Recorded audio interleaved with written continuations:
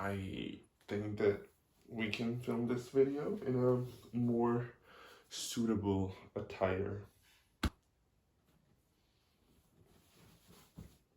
I mean, it is a bit short, but we love it. The Hunger Games clock. Hello everyone, welcome to Shelf Loaded. My name is Alexa, and together with my friend Lizzie, we created this channel to talk about book-related things, but also things that we find interesting along the way. In today's video, we're gonna be talking about probably the most anticipated book of this year, apart from Chain of Gold, which is The Ballad of Songbirds and Snakes. Now, as you can see, with my collection of Hunger Games things, I am a huge fan of the series. Like, it was the second book that I've read that made me realize how much I enjoy reading and how I'd like to be more invested in it. And it just holds a special place in my heart, but also apart from like the sentimental things, it's just a huge classic of fantasy and YA. It's just like, I love it. So when I've heard that Suzanne Collins is gonna release another book related to Panem and like the beginnings of the games, I was like, what? Like, I was like, yes, let's do it. I have some thoughts. I have some thoughts that I'd like to share with y'all. I have the Serbian edition, but yes, she gave me some thoughts. And I'd like to articulate them in this video by talking about this. I'm not sure which word to use because I liked it, but I didn't like it. And like, I have mixed feelings about it. Generally, I have a positive feeling, but I have some thoughts and I'm gonna share them in this video. Yes, one more thing before we start going into the analysis of the book. I forgot who it was, but I was watching one video reviewing this book, and this girl said that, I generally would like to agree with her on like the overall impression that this book is very interesting, but it's not as entertaining as the others were. Now, if you wanna know why, continue watching this video. Suzanne Collins really has something with this four-letter word that she puts in all of her names. Coriolanus Snow, Sejanus, what's up with that? So let's start. The book starts off with the biggest plot twist of the whole book for me, which is that Tigris is a cousin of President Snow. Yes, in this video, I will refuse to say Coriolanus again. He's just young President Snow that is romanticized for the whole book. So young President Snow and his apparently cousin Tigris, the Tigris that was helping the rebels in like the Mockingjay, they're cousins and they're really poor because due to the war, District 13 got. And apparently the Snow family had a lot of estate and factories and whatnot there. So, one day, the District 13, their wealth also disappeared. Although they were trying to mask it as this, oh no, we're still prestigious, we're rich, blah, blah, blah, blah, blah, blah, blah. Then it was announced that to sort of make the Hunger Games more entertaining, this year is the 10th Hunger Games, they're gonna pair each tribute with a mentor from the capital, from this academy, so to say, which is like the prestigious school where President Snow goes. And wink wink, he gets the female tribute from District 12. Who would have guessed? And her name is Lucy Gray, and she's a baddie. No, but like, she made this huge scandal when she was reaped. She started singing, she poisoned this girl while going on stage, she threw a snake at her. It was all very dramatic, attention-seeking, we love it, attention-seeking characters. And President Snow was like, "Oh, this is a disgrace. Why do I get the poorest of the poor can like tributes? She's not gonna win. Blah blah blah blah blah blah blah blah." Then the first part of the book basically talks about how young President Snow is helping Lucy Gray prepare for the Hunger Games. It talks about the dynamics between the people in Capital because at first President Snow was against Hunger Games. He was a completely different person. And yeah, it basically talks about how people were not really interested in them, how they thought it was, a bit weird, how they were against it generally. President Snow then tries to sort of approach Lucy Gray to help her. He gets into some sticky situations with his principal and the head game maker. And then she spots him and she's like, "Okay, you're gonna be my little guinea pig. I'm gonna teach you everything I know so you can become an evil person like me."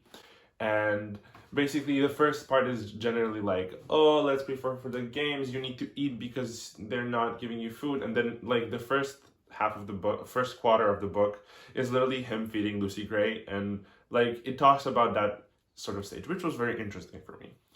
Then his friend Sejanus, okay, we need a nickname for him. No, I'm just gonna continue saying his name. Sejanus gets this tribute that is his friend because he's not originally from the capital, and there's some drama. He's like, "Oh no, you're two-faced. You're from the capital, but you're not from the capital. What's up with that?" And he has this savior complex and like a moral compass of I don't know, like a moral compass that's been thrown in like a magnetic field and is just like exploding. That's his moral compass. Anyways, this is the games where the record number of tributes have died before the actual Hunger Games. So like when they entered the arena, if I'm not mistaken, there were 14 of them. And President Snow, being a cheeky little man as he is, he gave Lucy Gray this like powder case that his mother used because during the period of the games he fell in love with Lucy Gray, and she liked him as well. Blah blah blah blah blah. Romanticizing President Snow once again, and like what she did was she stacked some poison in that powder case, and people were not really happy once they found out. Anyways, then he was like, "Okay, the game started. Now I need to try and get some sponsor. Let me get my girl some sponsoring."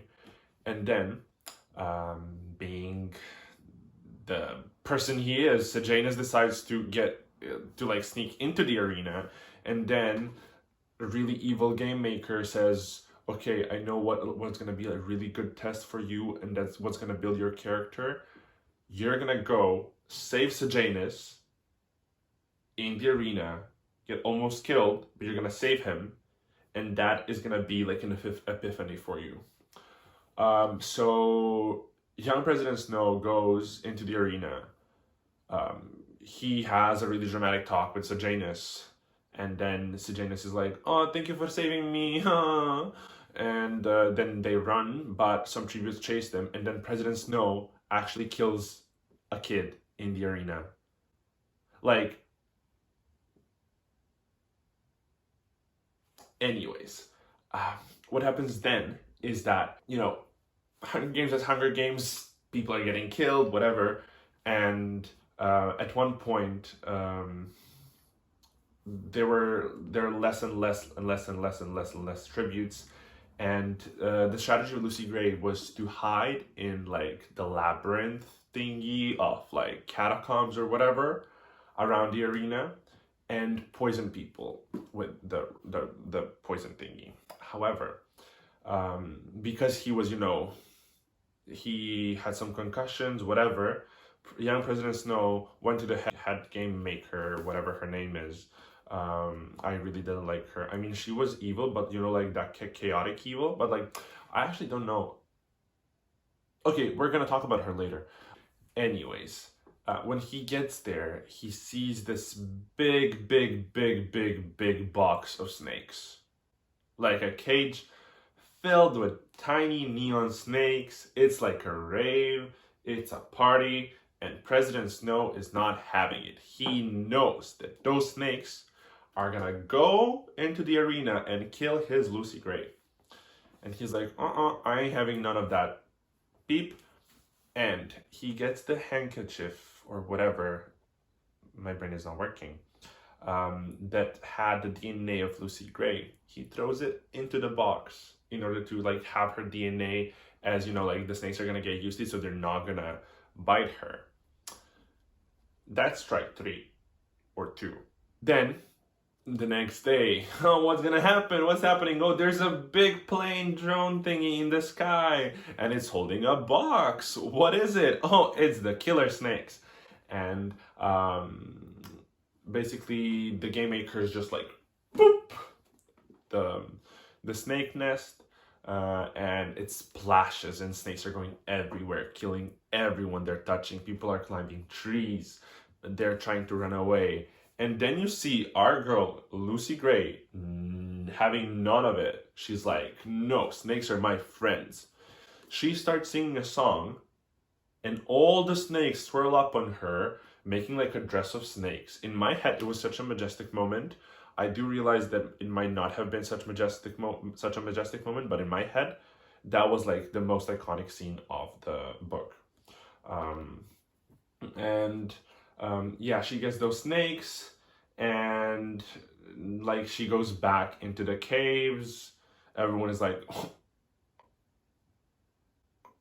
you know, and then people are disappearing. There's also like some sickness, and people are, you know, getting starved and everything. This tribute, I forgot his name, but he was like Reaper.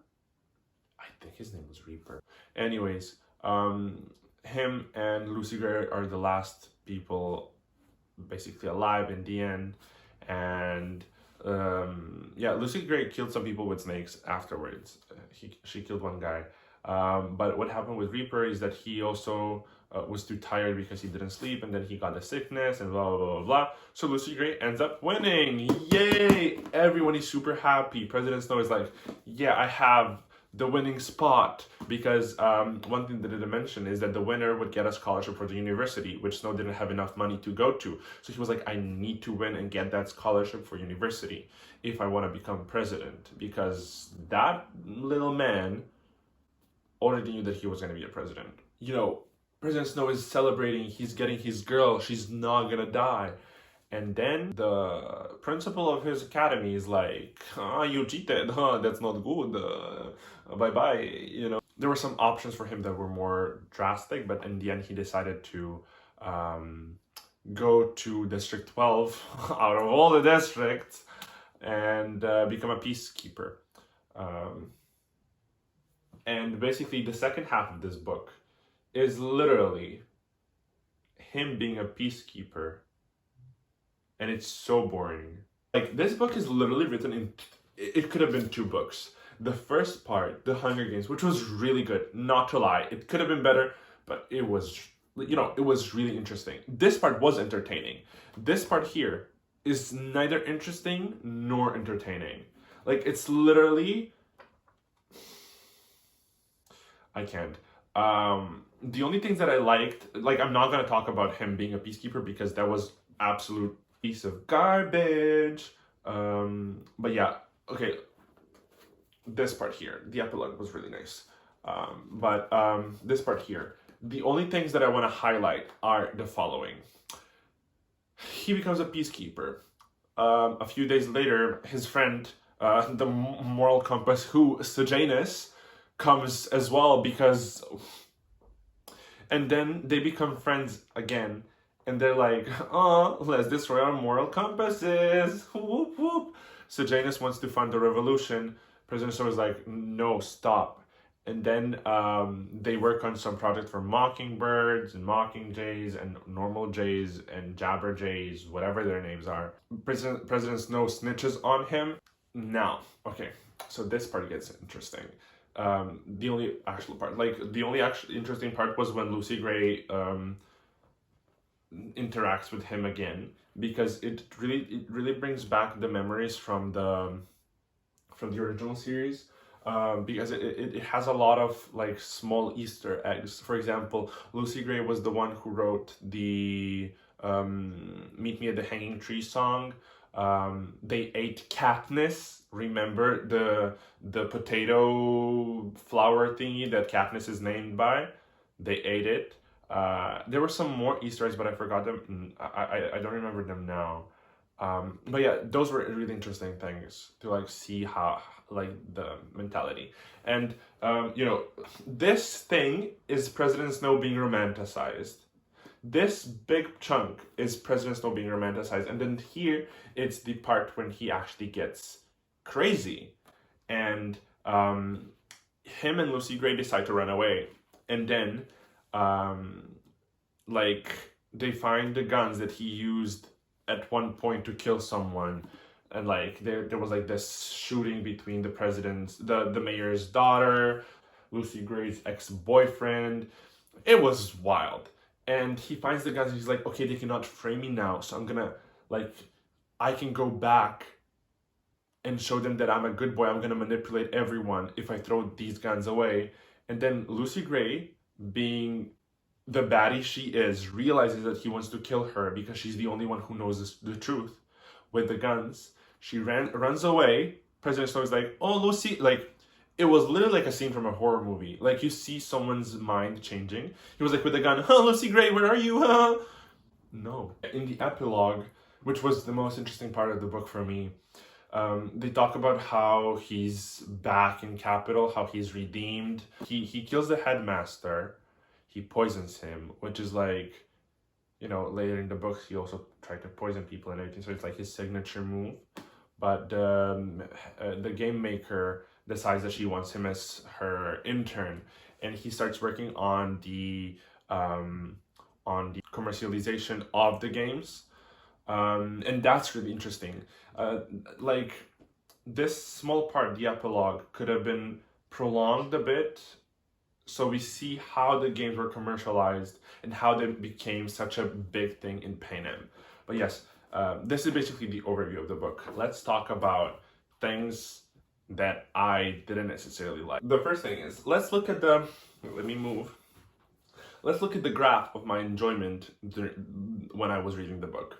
So as you can see, on the y-axis we have my enjoyment, and on the x-axis we have the parts of the book. Now, if we start at before the 10 Hunger Games, you see it's quite high, not the highest, but it's getting there. The 10 Hunger Games, we have a peak, because the 10 Hunger Games really reminded me of how interesting and how dynamic Hunger Games are, and yeah, that was like the peak. Then, as soon as they canceled the Hunger Games, the Hunger Games ended and he became a peacekeeper, we had like a drastic fall in entertainment and the flavor of the book. And then it's like slowly getting up, and then the epilogue is like woof through the sky. But yeah, the main issues that I have with this book, that President Snow is going to become evil at some point in this book. You're waiting for that moment, but that moment isn't coming.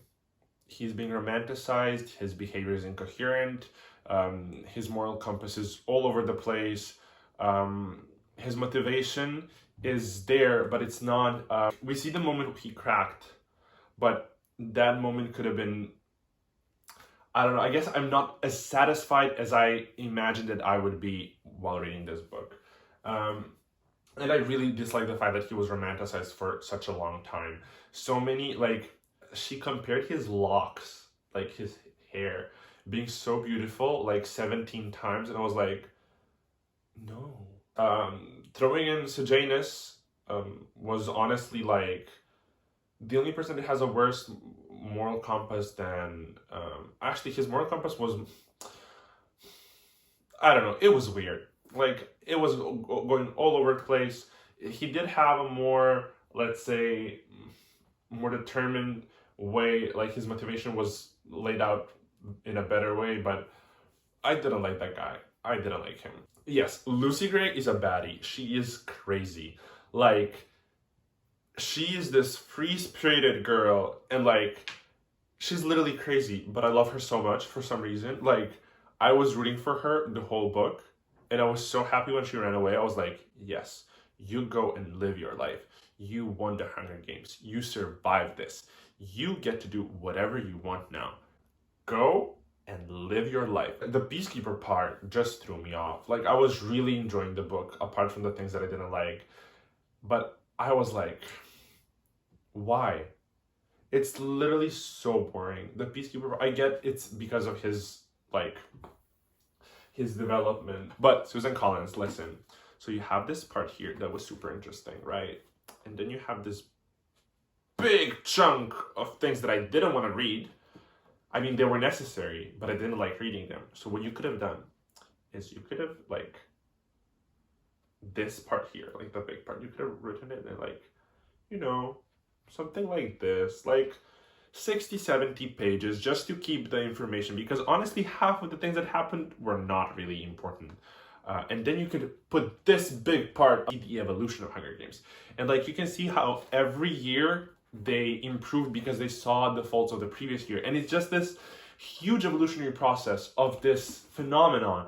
And I really hope you're going to write a new book about just that. Like, I want to read about it. If I were the one writing the book, I would just write a book about the epilogue. Like, the epilogue was perfect. So I would just do that. I need to make a disclaimer that I'm definitely not the most objective person when it comes to the Hunger Games series, because if Suzanne Collins wrote like a manual on sculptures out of woodwork, I would read it. I would devour that book. I'm not the most objective person. And like, there are things that I didn't like about this book. And I think that it had a huge potential. It didn't use it up. It didn't use up all the potential, but it was still an interesting book. Like, I enjoyed reading it because it gave me an insight on the world of Panem, and like more info on the Hunger Games. And I'm really looking forward to reading more books from her, because I've heard that she's gonna write more in the series, like about like the previous Hunger Games, and I think that's gonna be really interesting. And I will read them all. It's just acknowledging the fact that this book maybe was overhyped, but I did expect more. I did expect more from it. I would recommend anyone who enjoys the world of Hunger Games to read it. I really think that you can learn a lot about the world. As I said, the book had a lot of potential. It didn't use it all up, but it's still a good read. There are things that I didn't like, but again, there were more positive things than negative things. So if you like the Hunger Games, and if I didn't destroy your desire to read this book, I would definitely recommend reading it. It would be something around a 4, probably 3.5, when it comes to like Goodreads ratings. But yeah, it's still a good read. Like, I would recommend reading it because it really gives you the insight that we didn't get in the first 3 books. So yes, read it, and if you've already read it, leave some comments down below. Like, how did you like it? Were you also furious about the things that I was furious about? And yes, just leave me a comment on how you interpret this piece of, it's not art, it is, but it's like, it could have been better art. It could have been better. It's not bad, but it could have been better. And this brings me to the end of my review. I hope you enjoyed it. If you're watching this, thank you so much for like enduring my voice for such a long time. But yes, if you like this video, make sure to leave a like, subscribe to our channel, follow us on social media, and we'll see you next week.